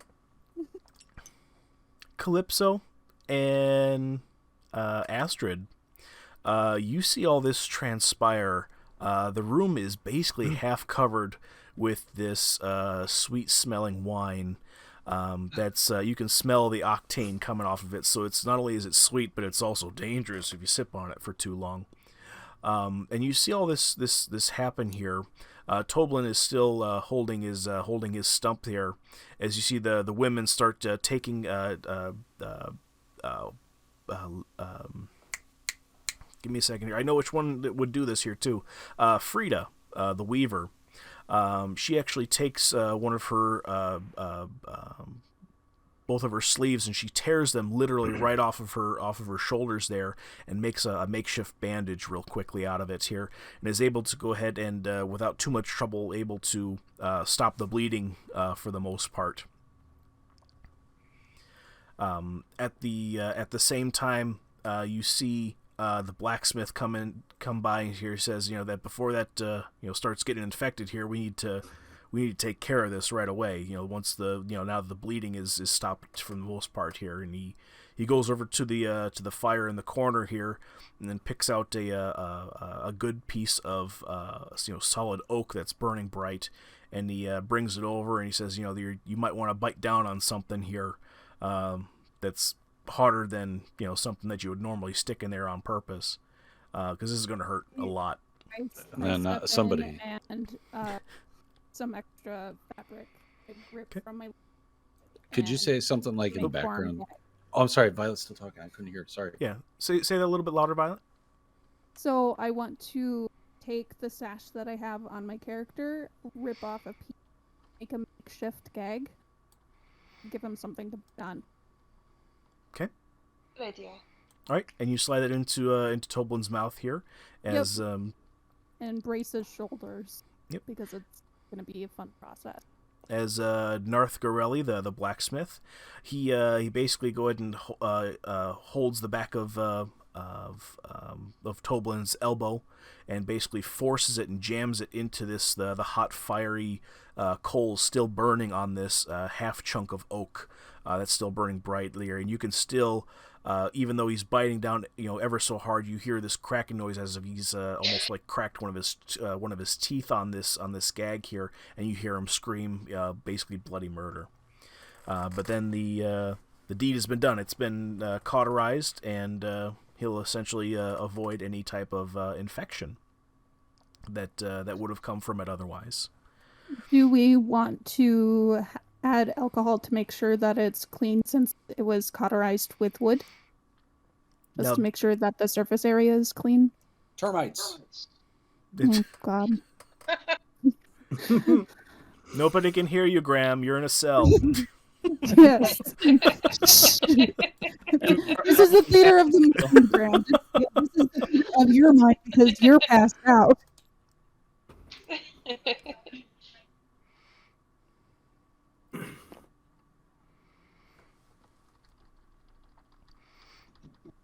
Now, I actually kind of have an interesting question. Does would it be reasonable out of game here? Would it be reasonable if the party would know that alcohol would kill bacteria? We wouldn't know that it was bacteria, but we But know could that it possibly know that pouring alcohol on something helps clean it. helps to cleanse. Yeah. Okay, so At least since I you- worked We on wouldn't a know boat. why, but we would. Yeah. you don't know Use the alcohol to actual. clean things. Gotcha. You wouldn't know how it works. It's just it does. We it's know just it been- works. Okay. Alrighty. Violet, you do so with some an extra shot of brown liquid that you find on the counter over here, with the cards occupying it here, and you wipe it down with a clean piece of the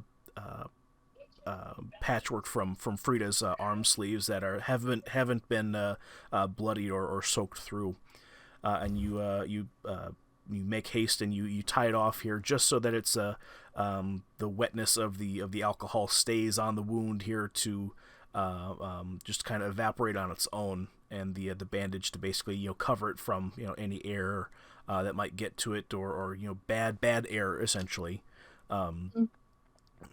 And at this point here, Trelina Stonehill comes over and takes Toblin by his good arm at this point, and leads him upstairs. Here, come. Let's get you put to bed here. We've all seen enough here. It's come on, Toblin. Let's go ahead and make sure that you're comfortable in here. Put you to bed here. You need rest. And Before they leave, oh yes. before they leave, I'm gonna come over and say, Toblin, may this be a reminder to you that no means no. Who are you saying this to? Calypso? Toblin.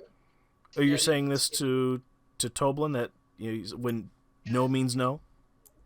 Yes, and that he should remain faithful to his wife.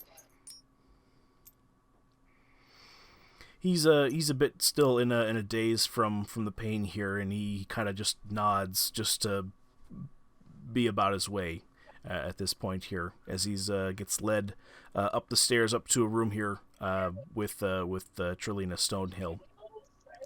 My point was more to say it loudly enough that the whole crowd can hear that he had this coming. He's not just, a random victim.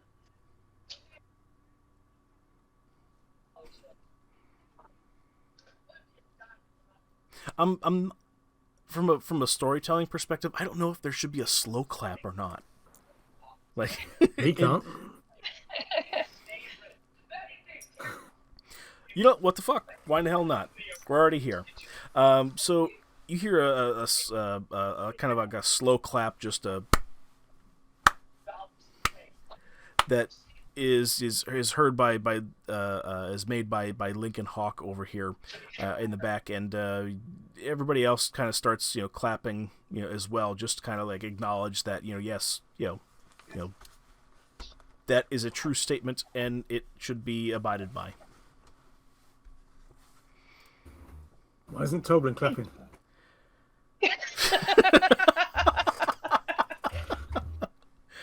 Oh shit. I mean, he could clap, but it would be a different type of clap, and it wouldn't be as loud. Oh my god. JD, I'm gonna clip that. That's breaking the silence. I'm loving it. Very dramatic. Very Days of Our Live-ish. You know what? He could do the little jazz. He could snap. Mm-hmm. It would be great. Yeah. Okay. The round of snaps. So at this point here, everybody kind of understands like hey, like shit's gone down. Like there's after what they've seen in the tavern here, there's really no going back to a fun time. And so they Lenine, Greywind, and Frida, as Trelina is escorting her husband up to one of the rooms here. Frida and Lenine start to kind of clear the tables here to go ahead and help clean up a little bit here. Elmar and Lennar go ahead and pitch in as well. Start kind of clearing some of the tables here, washing cups, wiping down tables and stuff like that. That way, there's it's one less thing Trelina needs to worry about at this point. I'll step in and help as well. Okay. Was all the commotion earlier actually easily heard from outside the city, or is it just kind of the local area? What direction is your camp?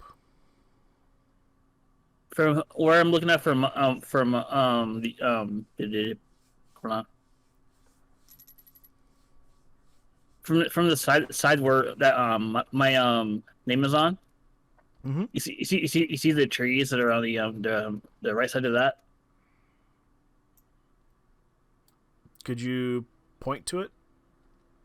Yeah, right over here. Trees in the lower right-hand corner. Oh, gotcha. Of the map. Yeah. Okay.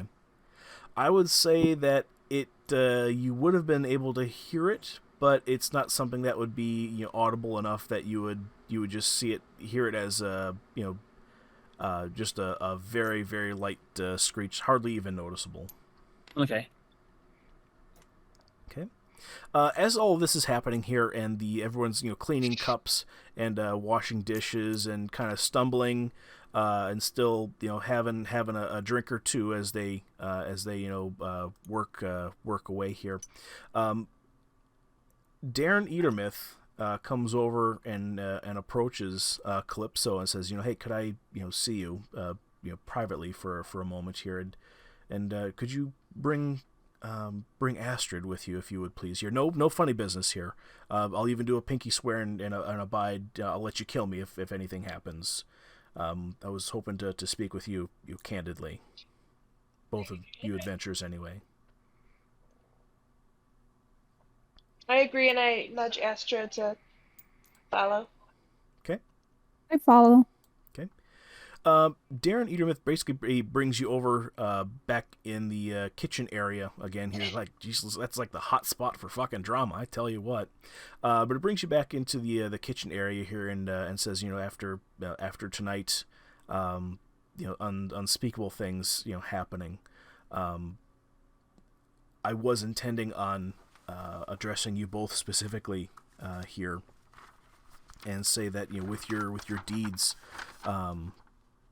With the deeds that you guys have performed and the way that you present yourself there, I'm obliged to invite you to into a group that I'm actually part of. I'm thinking about coming out of retirement after seeing what's happening here. It looks like the town might need some extra muscle when the time calls here, because of course the Thunderforce academy newbies. The children aren't quite yet ready to take over, of course. He kind of giggles a little bit, just kind of haphazardly. He says, "I belong to the Order of the Gauntlet, and I'd like to invite you two specifically into it, if you would accept." What about the Astrid rest of the agrees. party? What's that? What about the rest of our party? Unfortunately, though, the others in your party are, I personally, I just don't find them worthy of joining our brotherhood and womanhood. We're not we don't. And he kind of just shifts a little bit in stance, and he says, "Oh, we accept women too. Like we're not about like men and stuff like that. I didn't mean it like that. I didn't mean it like that." I look over to Calypso and say, "What are your thoughts? This could be very helpful for information." I want more information. What exactly does this group do? What would membership entail? He says, "Well, the Order of the Gauntlet is it's a dedicated, tight-knit group of like-minded individuals that's driven by their religious zeal or a finely honed service of justice. Basically, friendship, or most importantly, friendship and camaraderie are the most important,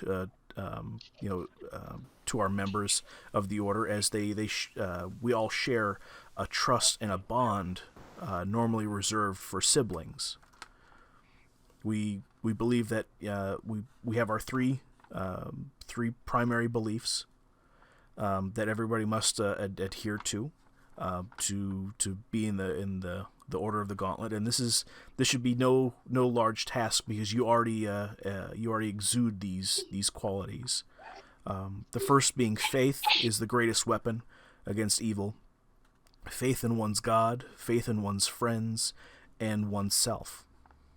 The second being battling evil is an extraordinary task that requires extraordinary strength and bravery.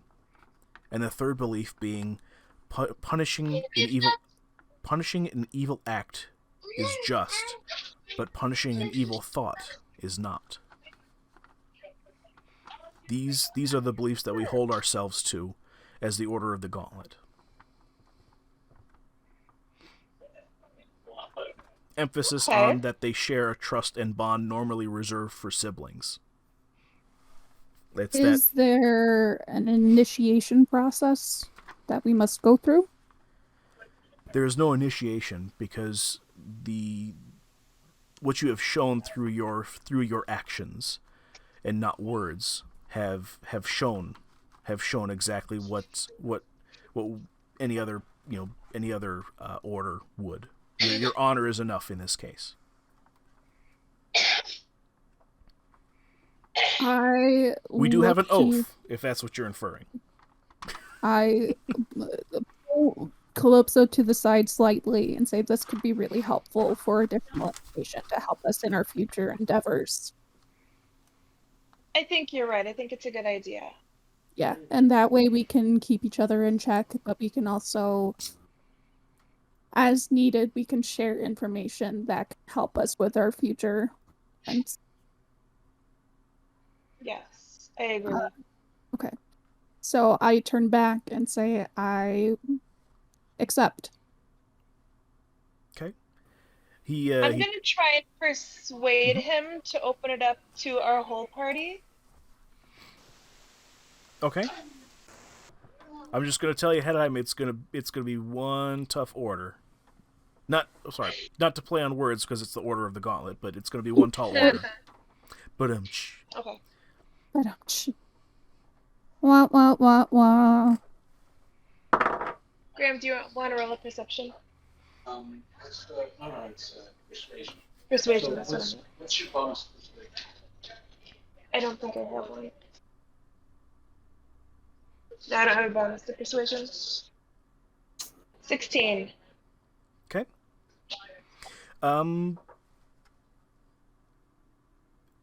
Darren says, I don't know about the newest member that you came from the mayor's house with, but they're there might be some hope for the Minotaur that you keep company with.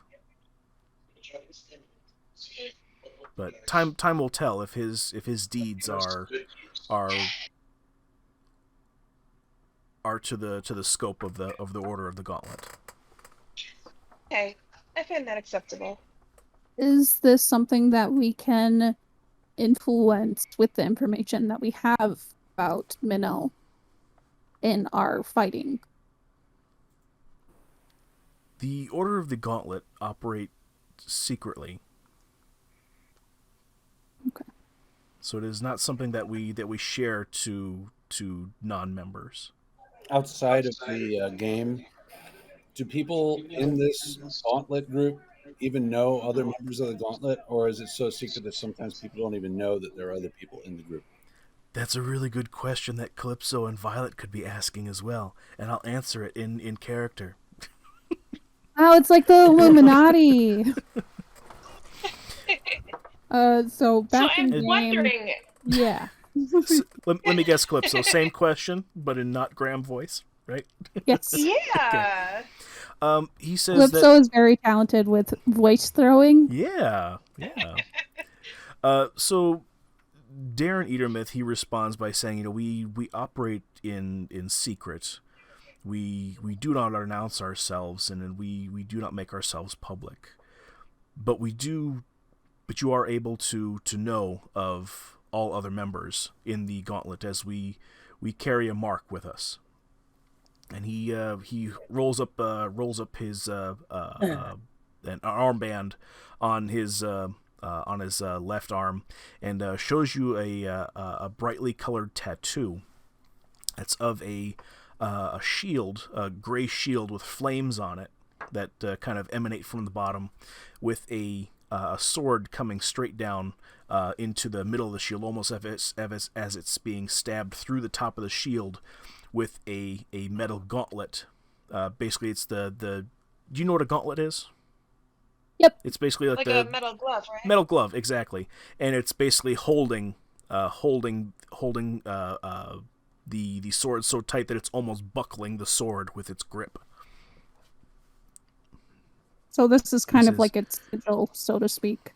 He says, "This is how you will know the other members of our order, and they are to be trusted without hesitation. Like I said, we share a bond, we share a trust and a bond normally reserved for siblings. So they will treat you as if they are your brothers, as if they're sisters, as your sons and daughters and family. In